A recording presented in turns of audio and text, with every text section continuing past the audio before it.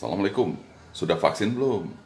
Kalau belum vaksin, Anda saksikan video terbaru di channel MSIS kali ini. Video ini tentang tata cara mengikuti program vaksinasi COVID-19 agar nanti ketika giliran Anda tiba untuk divaksin, Anda sudah tidak bingung lagi. Oke? Subscribe, comment, like, and share.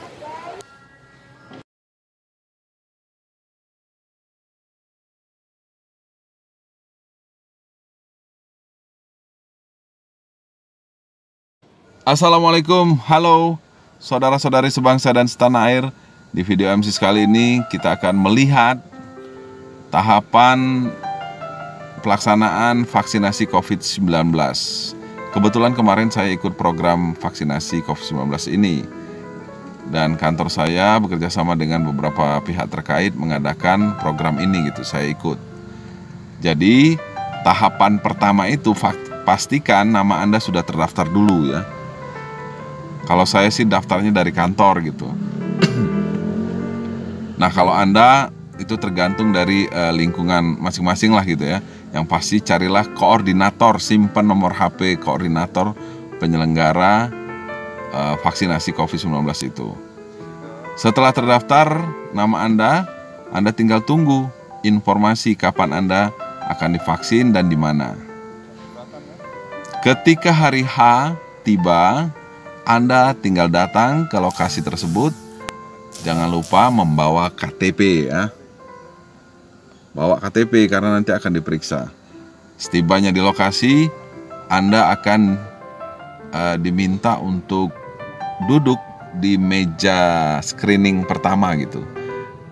Nah, ini apa yang sudah saya lalui begitulah kira-kira ya. Mungkin ya di tempat lain lebih kurang sama lah ya.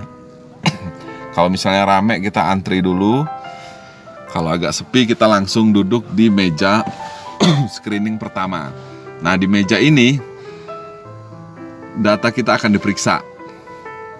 Data kita akan diperiksa KTP, dan kemudian mereka akan menyamakan dengan data yang sudah mereka terima. Kalau memang benar nama kita terdaftar, maka kita akan dikasih nomor antrian gitu. Ya, kalau nama kita tidak terdaftar ya kita disuruh pulang.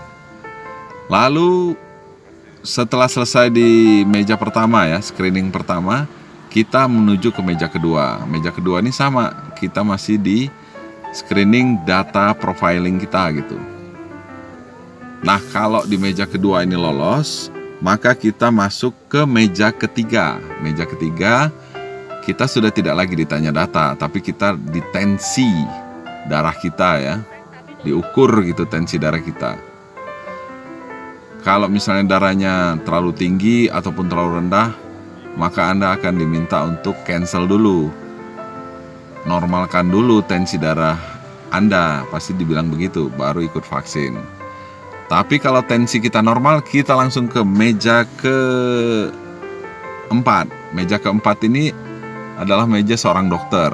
Nah, di sini kita akan di-screening kesehatan kita gitu secara keseluruhan.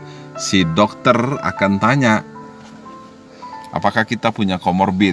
Komorbid itu penyakit bawaan ya. Anda punya jantung, Anda punya penyakit jantung, Anda punya penyakit kencing manis, HIV AIDS atau yang lain-lain. Dan juga ditanya apakah Anda minum obat secara teratur sekarang ini. Nah, kalau misalnya ternyata Anda ada penyakit jantung, ada penyakit kencing manis atau penyakit lainnya, maka pertanyaannya akan lebih panjang dan lebih mendalam gitu. Karena ya disinilah nanti si dokter ini akan memberikan keputusan atau kesimpulan apakah Anda layak untuk divaksin atau tidak secara kesehatan gitu. Nah, tapi kalau Anda tidak punya komorbid ya, penyakit bawaan ya, maka Anda akan langsung menuju ke meja kelima. Nah, di meja kelima inilah eksekusi vaksin itu dilakukan. Di sini sudah tidak lagi ada tanya jawab gitu. Di sini Anda akan bertemu dengan petugas yang akan menyuntikkan vaksin tersebut ke tubuh Anda. Nah, kalau saya sih kemarin dikasih tahu bahwa vaksin ini namanya adalah Sinovac ya. Vaksin Sinovac tapi racikan dari Bio Farma.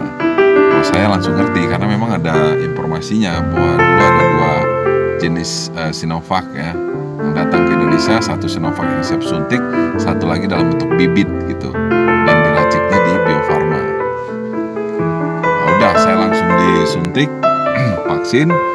Setelah disuntik saya diminta untuk tunggu di kursi ya, ada kursi yang disediakan, ada ruangan gitu disediakan di situ. Saya lihat juga ada banyak orang di situ. Kita diminta untuk duduk di situ selama 30 menit. Tujuannya adalah untuk observasi kita, apakah setelah divaksin ada reaksi dari tubuh kita gitu atau tidak. Jadi ya kita cuma suruh duduk aja. Kalau kemudian ada reaksi, maka akan ada dokter yang merawat kita gitu, yang akan melakukan tindakan medis terhadap kita. Ya tergantung dari reaksi seperti apa ya pasca vaksinasi itu. Nah, kalau kemudian kita tidak punya reaksi apa-apa, maka kita akan dipanggil ya nomor kita. Seperti kemarin saya dipanggil 1824. Nah, saya langsung menghadap ke orang yang memanggil nomor saya itu. Lalu saya ditanya, "Pak, bagaimana? Apakah ada sesuatu yang Bapak rasakan?" Saya bilang tidak. "Apakah pusing, jantung berdebar-debar?" Tidak, saya bilang. "Hanya agak lapar." "Oh, kalau lapar memang ini jamnya," katanya. Saya berharap tadinya, "Bapak lapar, oh ini dia nih, ada nasi nih," katanya. Ternyata enggak juga.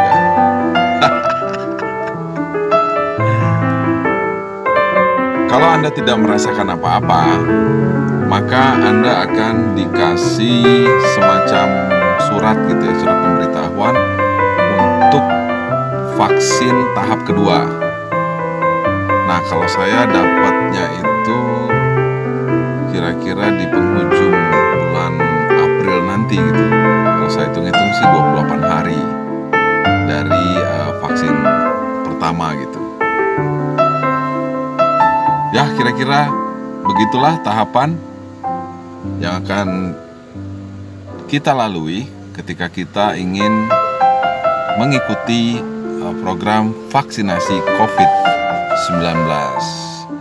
Yang pasti menurut saya adalah niat dulu ya, kuatkan niat dulu bahwa kita mau vaksin gitu, sehingga usaha kita juga jadi maksimal ya, tidak setengah-setengah gitu. Dan cobalah untuk mencari sumber informasi lain sebagai pembanding ketika Anda mendapatkan informasi yang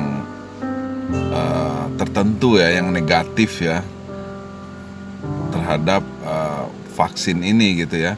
Begitu juga untuk informasi yang positif, sebaiknya dicari sumber informasi lain buat memperkaya pengetahuan Anda tentang vaksin ini. Oke, saya kira demikian untuk saat ini.